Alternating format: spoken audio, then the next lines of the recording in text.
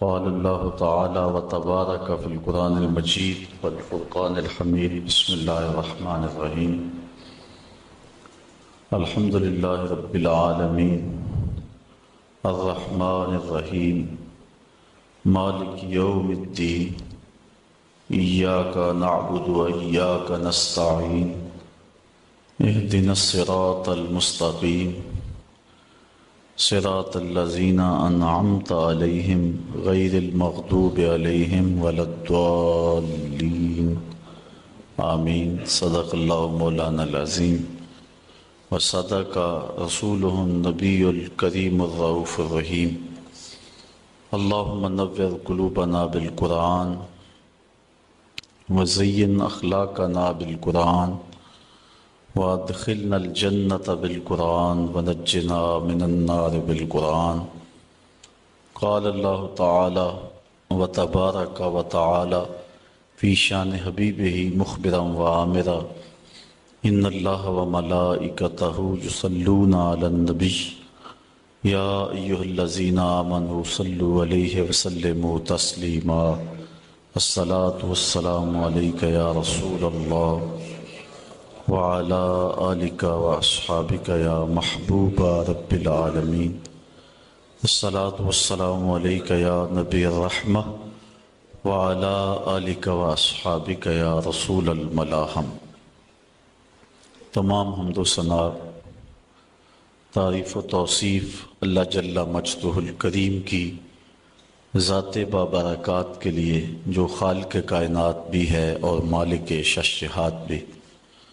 اللہ جل وعلا کی حمد و ثنا کے بعد حضور نبی اکرم شفیع امم رسول محتشم نبی مکرم صلی اللہ علیہ وسلم کے حضور ناز میں اپنی عقیدتوں، ارادتوں، محبتوں اور نیاز مندیوں کا خراج پیش کرنے کے بعد واجب الاحترام ذوی الاحتشام برادران اسلام، السلام علیکم ورحمۃ اللہ وبرکاتہ.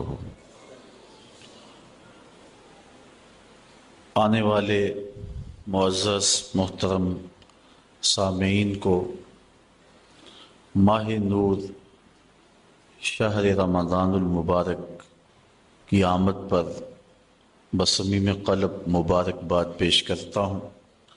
اللہ تعالیٰ جل شانہ ہمیں اس ماہ نور کی برکتیں نصیب فرمائے. زندگی میں ایک بار موقع مالک نے پھر نصیب کیا کہ اس شہر نور کی ماہ مقدس کی بہاریں نصیب ہوئیں. صلاۃ التراویح، سحری افطاری اور ذکر و اذکار، درس قرآن کے لطف دوبارہ نصیب ہوئے. اللہ تعالیٰ جل شانہ ان برکتوں اور رحمتوں کو دامن میں سمیٹنے کی توفیق نصیب فرمائے. این سعادت بزور بازو نیست تا نہ بخشد خدائے بخشندہ. اللہ تعالیٰ جل شانہ کے محبوب علیہ السلام نے ارشاد فرمایا کہ اگر لوگوں کو پتہ چل جائے کہ ماہ رمضان میں کیا ہے تو وہ آرزو کریں کہ پورا سال ہی روزے رہیں اور یہ مہینہ پورے سال پہ پھیل جائے. اتنی رحمتیں اور اتنی برکتیں اس ماہ نور کے دامن میں ہیں جو اہل ایمان کو نصیب ہوتی ہیں. رمضان المبارک اللہ تعالیٰ جل شانہ کے ہونے کا یقین پختہ کرتا ہے. ایک تو یہ کہ ہم اس بات کو محسوس کرتے ہیں جو کہ حضور نے ارشاد فرمایا کہ جب ماہ صیام آتا ہے تو شیاطین جکڑ دیے جاتے ہیں. سلسلۃ الشیاطین. تو ہم اپنی آنکھوں سے دیکھتے ہیں وہی محلے، وہی گلیاں، وہی بازار، وہی شہر، وہی بستیاں، وہی دیہات اور قریے ہوتے ہیں. لیکن جو ہی ماہ صیام کا چاند طلوع ہوتا ہے مسجدوں کے دروازے کھل جاتے ہیں اور محبتوں کا ہجوم ہوتا ہے. اور دوسری طرف ہم ایک نور اپنے دامن میں اترتا ہوا محسوس کرتے ہیں جو ہمارے بزرگ صوفیاء مراقبوں اور چلوں سے حاصل کرتے ہیں، محنت، تگ و تاز، جد و جہد، وظائف، پھر ایک نور پاتے ہیں اللہ جل شانہ کے ہونے کا، کہ وہ دیکھ رہا ہے ہمیں، یہ تیقن انہیں نصیب ہوتا ہے۔ لیکن ماہ صیام میں یہ نور بارش کی طرح برستا ہے۔ ایک گناہ گار سے گناہ گار شخص بھی اس چیز کو محسوس کرتا ہے۔ آپ نے کبھی دیکھا ہو کہ دوپہر کے وقت سخت گرمی ہے، زبان کانٹا بنی ہے، حلق خشک ہے، ٹھنڈا پانی دستیاب ہے، دروازہ بند ہے، کوئی دیکھنے والا بھی نہیں، اس کے باوجود بھی بندہ پانی کا ایک گھونٹ حلق سے نیچے نہیں اتارتا کہ میرا اللہ مجھے دیکھ رہا ہے۔ یہ نور خاص طور پہ ہمیں اس مہینے میں نصیب ہوتا ہے، بلکہ جب صبح سحری کا منظر ہوتا ہے تو چھوٹے چھوٹے بچے بھی جاگ پڑتے ہیں اور وہ بھی ضد کرتے ہیں کہ ہم نے بھی روزہ رکھنا ہے، تو مائیں ان سے مجبور ہو کے انہیں بھی کھانا دیتی ہیں۔ جب دھوپ چمکنے لگتی ہے اور بچوں کے چہروں پر کمزوری کے آثار ظاہر ہوتے ہیں تو مائیں کہتی ہیں کہ بیٹے تم روزہ کھول لو، تمہارے 2 روزے ہو جائیں گے۔ ہمارے دیہاتوں میں کہتے ہیں چڑی روزہ ہو جائے گا، لیکن میں نے دیکھا ہے کہ چھوٹے بچے بھی خلوت میں بھی پانی نہیں پیتے۔ وہ نور جو مراقبہ اور چلوں سے نصیب ہوتا ہے وہ 7 سال کے بچے کے سینے میں بھی ڈھیل دیا جاتا ہے۔ یہ اس ماہ نور کا فیضان ہے جو ہم اپنی آنکھوں کے سامنے برستا ہوا دیکھتے ہیں۔ میں سمجھتا ہوں کہ اس شخص سے بڑا بد نصیب زمانے میں کوئی نہیں جو اس مہینے میں بھی محروم رہ جاتا ہے، مسجد کا رخ نہیں کرتا، اسے صلاۃ التراویح نصیب نہیں ہوتی، نیکی کی محفلیں اور اچھائی کا ماحول اس کا مقدر نہیں ہوتا۔ حضور علیہ السلام نے منبر کی 3 سیڑھیوں پہ قدم رکھتے آمین آمین فرمایا تھا۔ بعد میں صحابہ کے پوچھنے پر ارشاد فرمایا کہ میرے پاس جبریل امین آئے تو انہوں نے کہا اس شخص کی ناک خاک آلود ہو جو والدین کو بڑھاپے میں پائے اور خدمت کر کے جنتی نہ ہو، تو میں نے آمین کہا۔ پھر کہا اس شخص کی ناک خاک آلود ہو جس نے ماہ صیام رمضان المبارک کو پایا اور عبادات کر کے اپنی بخشش نہ کروائی، تو میں نے آمین کہا۔ تو جبریل امین نے پھر جب میں نے 3ری سیڑھی پہ قدم رکھا تو کہا اس شخص کی ناک خاک آلود ہو جس کے سامنے آپ کا ذکر کیا جائے وہ آپ پہ درود نہ پڑے، تو میں نے آمین کہا۔ اب جبریل یہ کہنے والے ہوں اور حضور آمین فرمانے والے ہوں تو پھر دعا کی قبولیت میں شک کوئی نہیں رہتا۔ تو اس شخص سے بڑا بد نصیب کوئی نہیں جو اس ماہ صیام میں بھی محروم رہتا ہے۔ اللہ تعالی ہمیں، ہمارے گھر والوں کو، ہمارے عزیزوں کو، اقربا کو، بلکہ پوری امت مسلمہ کو اس ماہ نور کی برکت نصیب فرمائے اور ہم میں سے رحمتوں کے اس موسم برسات میں کوئی شخص بھی محروم نہ رہے۔ آج کی اس نشست میں سورۃ الفاتحہ پہ کچھ گفتگو آپ کے گوش گزار کرنے کی کوشش کروں گا۔ آپ کی توجہ چند لمحوں کے لیے چاہوں گا، اللہ تعالیٰ میری زبان پر کلمۃ الحق جاری فرمائے۔ سورۃ الفاتحہ وہ بابرکت سورت ہے جو کہ مکہ المکرمہ میں حضور کے سینہ اطہر پہ نازل ہوئی۔ 7 آیات پر مشتمل یہ سورت اپنے دامن میں بہت سا نور رکھتی ہے، بلکہ قرآن مجید کی یہ واحد سورت ہے جو 1 بار نہیں 2 بار نازل ہوئی ہے، اس لیے اس کو 7 مثانی بھی کہتے ہیں کہ 7 آیتیں جو 2 بار نازل ہوئیں۔ حضرت ابو سعید بن معلہ رضی اللہ تعالی عنہ جلیل القدر صحابی ہیں، نماز پڑھ رہے تھے تو حضور نے انہیں آواز دی۔ چونکہ وہ نماز میں مشغول تھے تو تھوڑی دیر کے بعد پہنچے۔ حضرت امام بخاری نے اپنی سند کے ساتھ اس روایت کو لکھا ہے۔ تھوڑی دیر کے بعد پہنچے تو آقا کریم نے فرمایا کہ میں نے تمہیں آواز دی اور تم نے آتے ہوئے دیر کیوں لگا دی؟ تو حضرت ابو سعید بن معلہ عرض کرنے لگے حضور میں نماز پڑھ رہا تھا۔ تو آقا کریم علیہ السلام نے ارشاد فرمایا کہ تو نے اللہ کا کلام نہیں سنا؟ یا ایھا الذین آمنوا استجیبوا للہ وللرسول اذا دعاکم، اے ایمان والو جب تمہیں اللہ اور اس کا رسول پکارے تو ان کی پکار پہ لبیک کہا کرو۔ یہ سورہ انفال کی آیت نمبر 24 ہے، اور حکم ہے اہل ایمان کو کہ جب حضور آواز دیں تو تم نماز بھی پڑھ رہے ہو، نماز چھوڑ کے نبی کی پکار پہ لبیک کہتے ہوئے حاضر ہو جایا کرو۔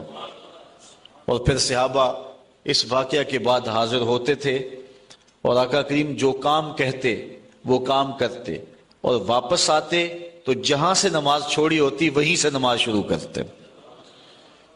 اوروں سے مخاطبہ کریں تو نماز ٹوٹ جاتی ہے، لیکن حضور علیہ السلام سے نہ کلام کرنے سے نماز ٹوٹتی ہے، نہ حضور کی خدمت میں حاضری سے نماز ٹوٹتی ہے۔ آقا کریم علیہ السلام کی خدمت میں نماز کے اندر ہی تو کہا جاتا ہے السلام علیکہ ایھا النبی۔ تو حضرت نبی رحمت صلی اللہ علیہ وآلہ وسلم نے فرمایا اے ابو سعید بن معلہ، میں تمہیں مسجد کے نکلنے سے قبل ایک ایسی سورت بتاؤں گا جو 2 مرتبہ نازل ہوئی ہے اور جو 7 مثانی ہے۔ تو حضرت سعید بن معلہ کہتے ہیں کہ حضور نے میرا ہاتھ پکڑ لیا، جب ہم مسجد سے باہر نکلنے لگے تو میں نے حضور سے عرض کی حضور آپ نے وعدہ کیا تھا کہ میں مسجد سے باہر نکلنے سے قبل آپ کو وہ سورت بتاؤں گا جس سے افضل سورت قرآن کے دامن میں کوئی اور نہیں ہے۔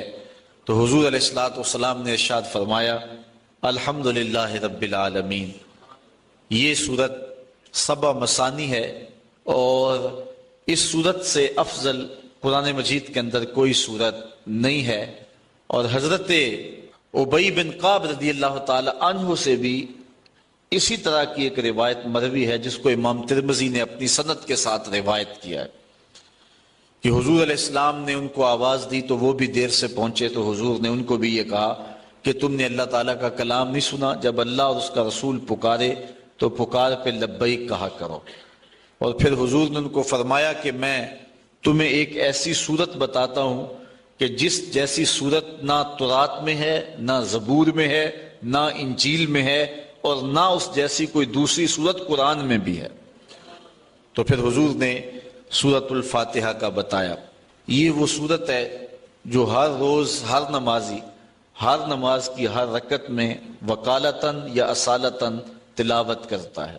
اگر کوئی 5 گانا نماز پڑھنے کی توفیق رکھتا ہے تو وہ دن میں 48 مرتبہ اس صورت کو تلاوت کرتا ہے۔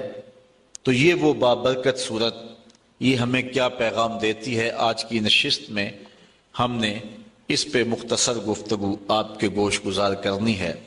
قرآن مجید کے اندر کل 114 صورتیں ہیں۔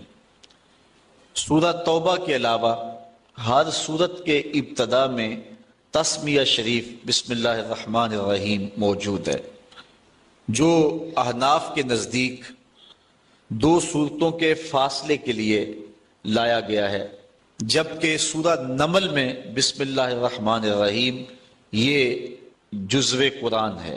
باقی مقامات پر صورتوں کے مابین فاصلے کے لیے اور فرق کرنے کے لیے تسمیہ کو لکھا جاتا ہے اور حصول برکت کے لیے۔ اور دوسرا حضور علیہ السلام کا فرمان بھی ہے کہ ہر کام کرنے سے قبل بسم اللہ شریف کی تلاوت کا جو حکم دیا حضور نے، تو اس کی تکمیل کے لیے ہر صورت سے قبل بسم اللہ شریف کی تلاوت کی جاتی ہے۔ اسی لیے احناف نماز کے اندر تسمیہ کو سرن پڑھتے ہیں، جہرن نہیں پڑھتے، اس لیے کہ یہ جزو صورت نہیں ہے۔ یہ اللہ کے بابرکت نام سے سورت کا آغاز ہو رہا ہے، اور اس کی حمد بولنے کے حکم نامے سے اس سورت کے مضامین شروع ہو رہے ہیں۔ الحمدللہ رب العالمین، تمام خوبیاں اللہ کے لیے جو تمام جہانوں کا پالنے والا ہے۔ حمد کسی کے اختیاری حسن پر جو تعریف کی جاتی ہے اسے عربی میں حمد کہتے ہیں۔ کسی کے غیر اختیاری حسن اور جمال پر جو تعریف کی جائے اسے مدح کہتے ہیں، اور کسی کے اختیاری حسن پہ جو تعریف کی جائے اسے عربی میں حمد کہا جاتا ہے۔ شکر اور حمد ان میں عموم خصوص کی نسبت پائی جاتی ہے کہ ہر شکر حمد ہے لیکن ہر حمد شکر نہیں ہے۔ کسی کی نعمت کے بدلے میں جو تعریف کی جائے، خوبیاں بیان کی جائیں، وہ شکر کہلاتی ہے، اور بغیر کسی کی نعمت کے شکریہ کے طور پہ، ویسے قدر شناسی کے طور پہ جو تعریف کی جائے، اس کو عربی میں حمد کہتے ہیں۔ تو یہاں حمد کا حقدار کون ہے، حمد کس کے لیے ہو، تو یہاں یہی بیان فرمایا گیا، اور قرآن مجید کے اندر متعدد مقامات پر الحمدللہ کے لفظ موجود ہیں، اور جب یہ لفظ بندے کی زبان سے نکلتے ہیں تو حضور علیہ السلام نے فرمایا قیامت کے دن یہ میزان کے پلڑے کو جھکا کے دیں گے، اتنا وزن ہوگا اور ان کا جو ہے وہ اتنا تول ہوگا۔ الحمدللہ تمام خوبیاں اللہ کے لیے۔ لفظ اللہ ذات باری تعالیٰ کا اسم ذاتی ہے۔ اس پر علماء نے بہت لمبی گفتگو کی ہے کہ یہ لفظ مفرد ہے یا مرکب ہے۔ بعض نے کہا مفرد ہے، بعض نے کہا مرکب ہے۔ جنہوں نے کہا مفرد ہے انہوں نے یہ دلیل دی کہ جب بھی یا اللہ کہتے ہیں تو یا اور اسم جلالت کے درمیان ایہا کو نہیں لایا جاتا۔ اگر یہ مرکب ہوتا تو ایہا کو ضرور لایا جاتا۔ یہ عربی میں قاعدہ ہے کہ وہ لفظ جو مرکب ہو، معرف باللام ہو، جب اس سے قبل حرف ندا لایا جائے تو مذکر سے قبل ایہا اور مؤنث سے قبل ایتھا لاتے ہیں۔ جس طرح یا ایہا الرسول، یا ایہا النبی، یا ایہا المزمل، یا ایہا المدثر، تو یہاں مزمل کے اوپر یا مدثر یا النبی کے اوپر الف لام ہے، تو یا اور معرف باللام لفظ کے درمیان ایہا لائے، اور اگر مؤنث ہے تو ایتھا لائیں گے، یا ایتھا النفس المطمئنہ، وہاں ایتھا ہے، اور یہاں یہ لفظ نہیں لایا گیا، اور اگر اس کو لایا جائے تذکیر و تانیث کے لحاظ سے تو کفر ہوگا، لہٰذا یہ لفظ مفرد ہے، مرکب نہیں ہے۔ اور جو لوگ اس کو مرکب مانتے ہیں وہ کہتے ہیں کہ یہ الہن کے اوپر الف لام لگایا گیا، اور پھر جو ہے وہ ایک الف کو گرایا گیا، الہ تھا تو ایک الف کو گرا دیا گیا تو اللہ بن گیا۔ لیکن ان کی دلیل یہ ہے کہ آپ نے دیکھا ہے کہ کبھی بھی لفظ اللہ کے اوپر تنوین نہیں آتی، یعنی اللہن نہیں آتا، جبکہ جو مفرد لفظ ہوتا ہے جب وہ پڑھا جائے تو اس کے اوپر تنوین آتی ہے، زیدن، زیدن، زیدن، مختلف صورتوں میں، لیکن لفظ اللہ کے اوپر کبھی بھی تنوین نہیں آتی۔ اور تنوین کے لیے معنی کیا چیز ہے؟ وہ کہتے ہیں الف لام معنی ہے، کیونکہ جس لفظ کے اوپر الف لام آ جائے اس کے اوپر تنوین نہیں آتی، لہٰذا یہ معرف باللام ہے اور اس وجہ سے اس کے اوپر تنوین نہیں آتی۔ اگر یہ بات ہے تو پھر اگر معرف باللام ہے تو پھر یا اور حرف جو منادہ ہے ان دونوں کے درمیان میں ایہا کیوں نہیں لائے؟ اور دوسری بات، اگر یہ مفرد ہے تو پھر دلیل یہ ہے کہ اس کے اوپر تنوین کیوں نہیں آتی؟ تو جس طرح اللہ کی ذات سمجھ میں نہیں آتی، اس کا اسم بھی سمجھ کی حدود سے برا ہے۔ سیبویہ نے مرنے کے بعد کسی کو خواب میں اس کو دیکھا، اس سے ملاقات ہوئی، اس نے کہا کہ بتا تیرا حال مرنے کے بعد کیا ہوا؟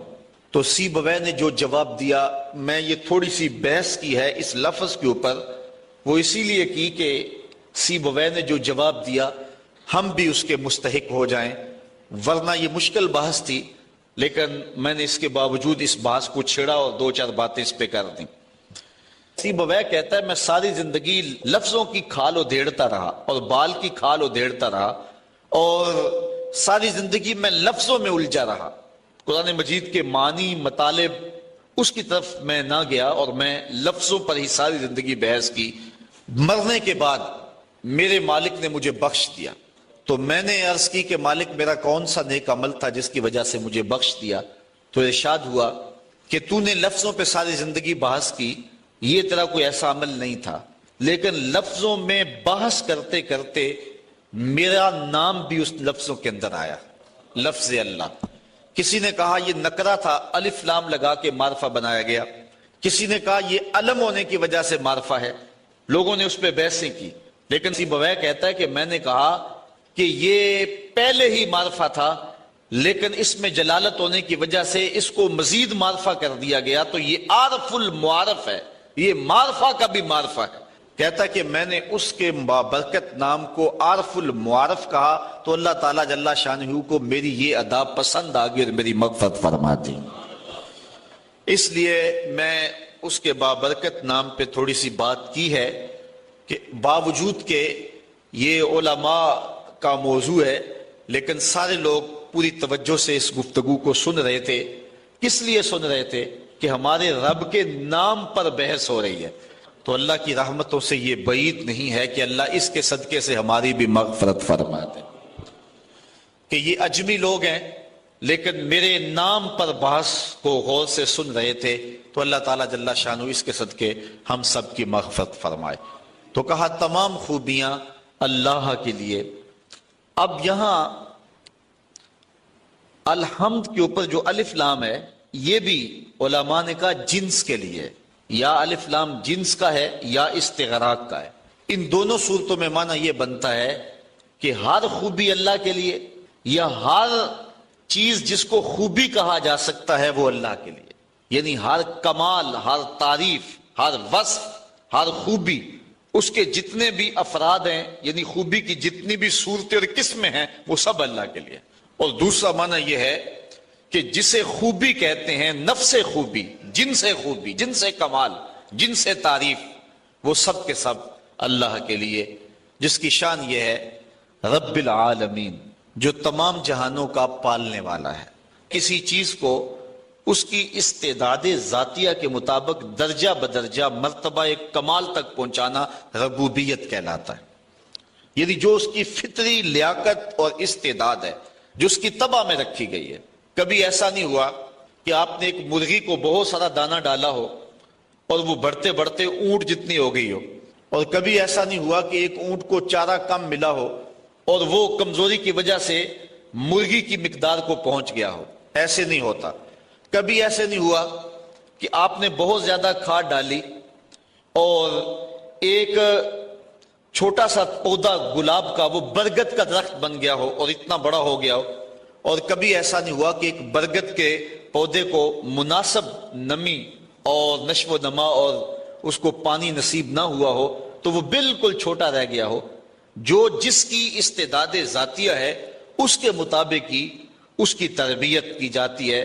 مرد کی تربیت مردانہ شان کے مطابق اور عورت کی تربیت اس کے مطابق، اس طرح جانور کی تربیت، درختوں کی تربیت، ہر شے کی جو استعداد ذاتیہ ہے اس کے مطابق تربیت کرنا، جو اس کی ضرورت ہے وہ اس کو بہم پہنچانا، اس کو ربوبیت کہتے ہیں۔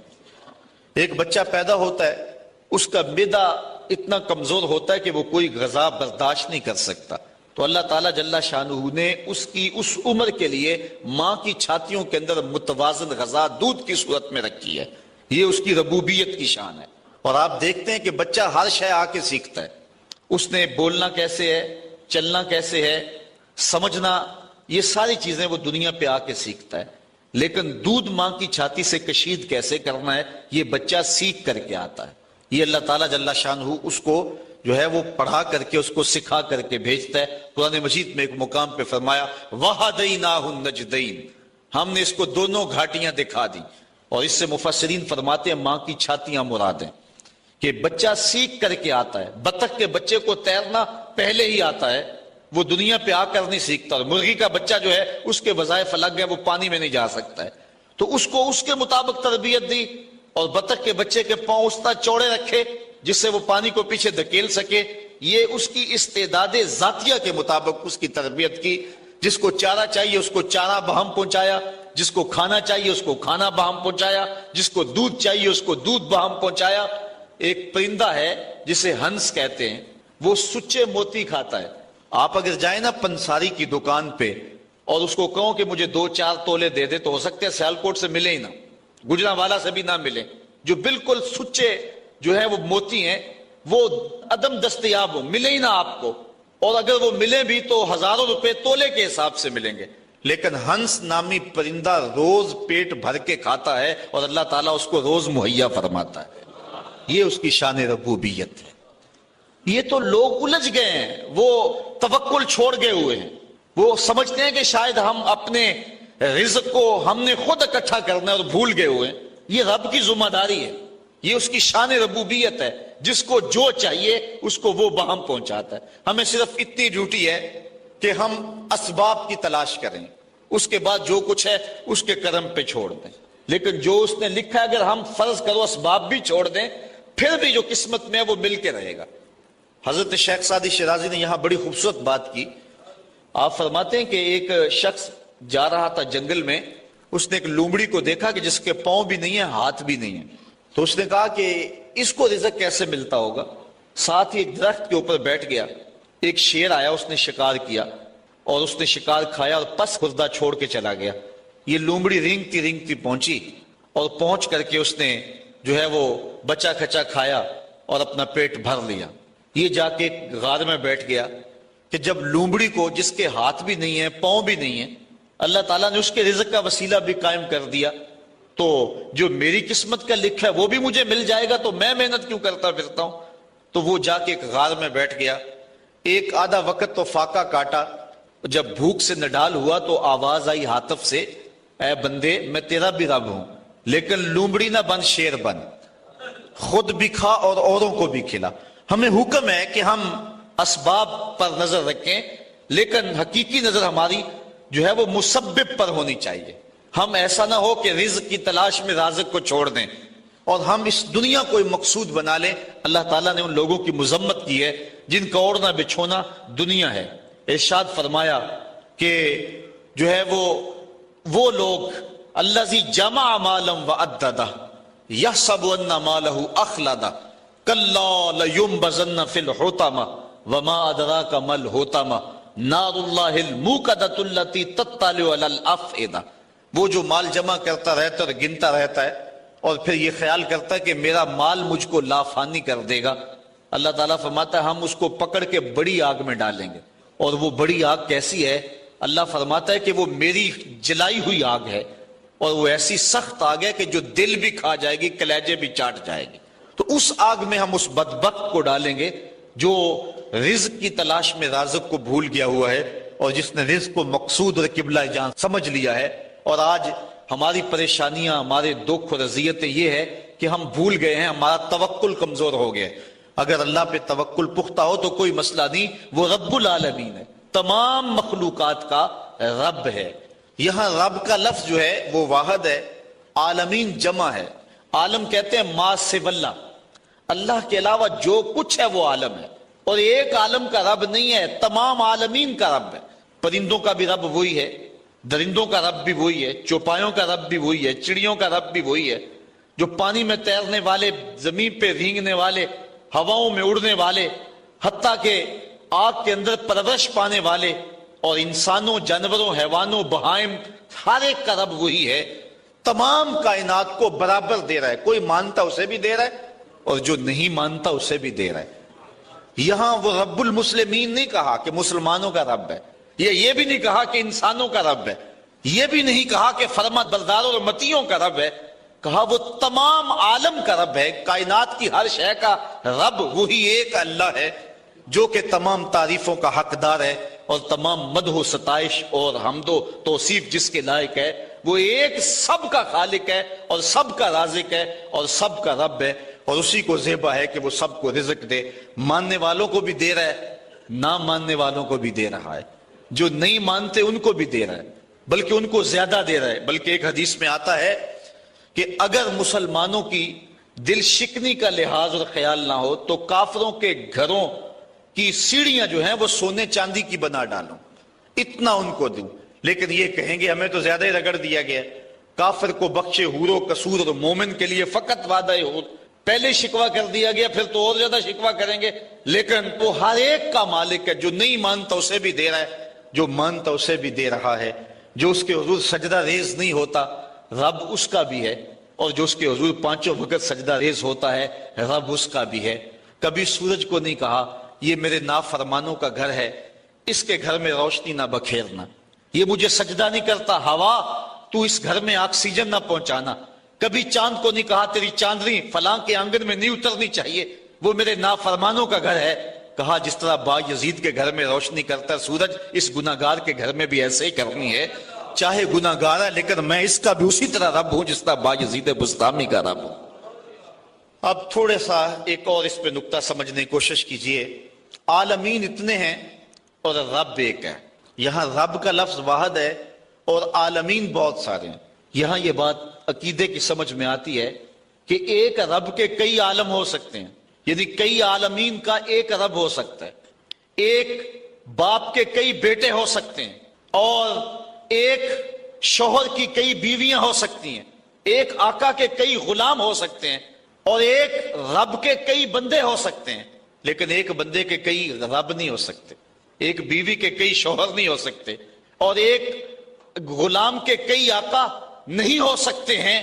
یہ شان ہے کیونکہ ایک رب کے کئی مملوک اور کئی مربوب ہو سکتے ہیں، وہ سب پر کرم نوازی فرمائے، لیکن ایک مربوب کے کئی رب نہیں ہو سکتے۔